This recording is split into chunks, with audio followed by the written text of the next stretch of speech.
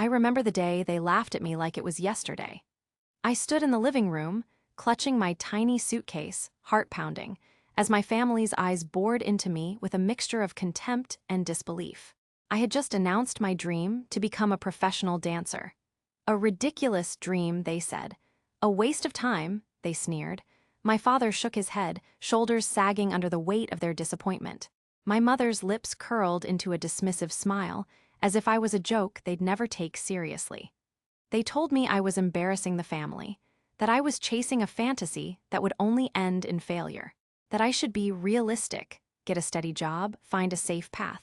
But inside, I knew this was my calling. I knew my heart belonged to the stage, to the rhythm, to the art that made me feel alive. I wanted to dance, not just for myself, but to prove that dreams, no matter how ridiculous they seem to others, are worth fighting for. I left that day with tears in my eyes and a heavy chest, but also with a fierce resolve. I promised myself I'd show them. I'd prove that their words couldn't define me. I'd rise, no matter how many times they tried to crush my spirit. The journey was brutal. No silver spoon, no privilege, just relentless hours of practice, endless rejection letters, and moments when I wanted to give up. I danced in small clubs, on crowded street corners, anywhere I could. Every stumble, every fall was a lesson. I threw myself into every opportunity, absorbing every critique and transforming it into strength. I slept on couches, worked menial jobs to pay for dance classes, and sacrificed comfort for my dream. Years passed, each one chipped away at the doubts, replacing them with grit and resilience. I refused to let their words define me. I worked harder. I learned more. I became better. Then, one day, I got my break, a chance to audition for a renowned dance company. I poured my soul into that performance, leaving every ounce of myself on stage. When I nailed it, I knew I had finally silenced the noise. Fast forward to today, I stand here, in a sleek, elegant costume, on a grand stage under blinding lights, performing before an audience that cheers wildly. I've achieved what they called impossible. I've danced on national television, been featured in acclaimed productions, and built a career that I am proud of. All those years of hardship, rejection, and loneliness, they were worth every moment. And now, I'm returning home, not as the broken girl they dismissed, but as the woman who proved them wrong. I want them to see what I've become. The drive back was quiet, contemplative. I didn't tell anyone I was coming. I just wanted to see their faces, see if they remembered the girl they laughed at, the girl they dismissed as foolish and pathetic.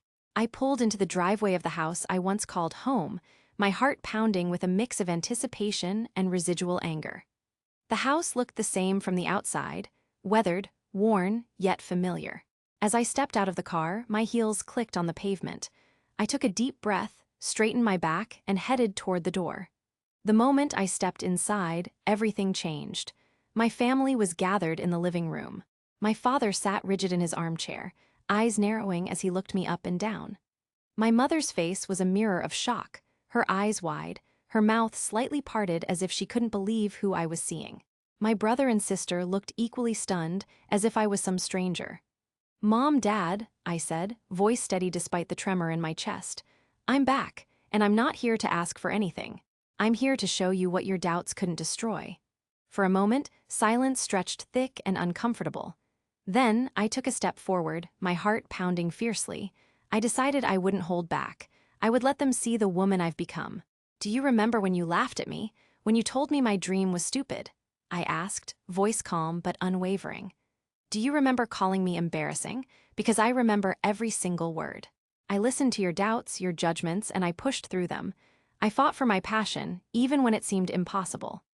I paused, letting my words sink in. I could see their expressions flicker, guilt, surprise, maybe even a hint of regret. But I was not finished. I spent years proving myself, dancing in the shadows, grinding harder than anyone thought necessary. I was told I'd fail, that I'd never make it, that I was wasting my time, but I refused to listen. I kept going because I knew in my heart this was what I was meant to do. I looked straight at my father. "Dad, you said I'd be ashamed someday. Well, look at me now. I'm standing here because I never gave up.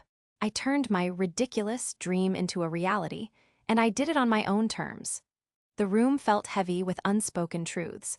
My mother's hand trembled as she reached for my arm. Her eyes filled with tears, not of happiness, but of realization. My siblings looked down, perhaps feeling the weight of their own doubts now laid bare.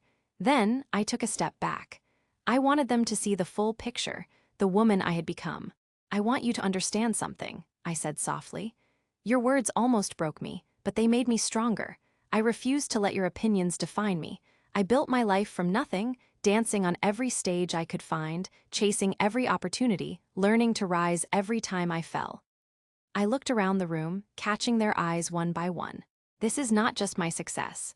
It's proof that no matter how much others try to dismiss you, your dreams are yours alone. And if you fight for them, truly fight, if you refuse to surrender, they can come true. A long silence followed. Then, unexpectedly, my father's voice broke the stillness. "I was wrong," he said softly. "We were wrong. We didn't see your fire. We didn't believe in your strength because we were afraid. But you've shown us what perseverance really looks like." My mother nodded, tears streaming down her face. "I'm sorry I didn't support you when it mattered most, but I see now you're incredible." In that quiet, powerful moment, I realized that I had finally reclaimed my story. I had turned shame into pride, rejection into motivation, and doubts into triumph. I turned to leave the room, feeling the weight of their regret and my own victory. As I reached the door, I looked back, my voice steady and filled with quiet strength. "This is just the beginning. I'll keep dancing forever. And nothing, not even your disbelief, can take that away from me." As I stepped outside, the sun was setting, casting a golden glow over everything I had fought for. For the first time in a long while, I felt at peace, not because I had proved them wrong, but because I had proven me *right.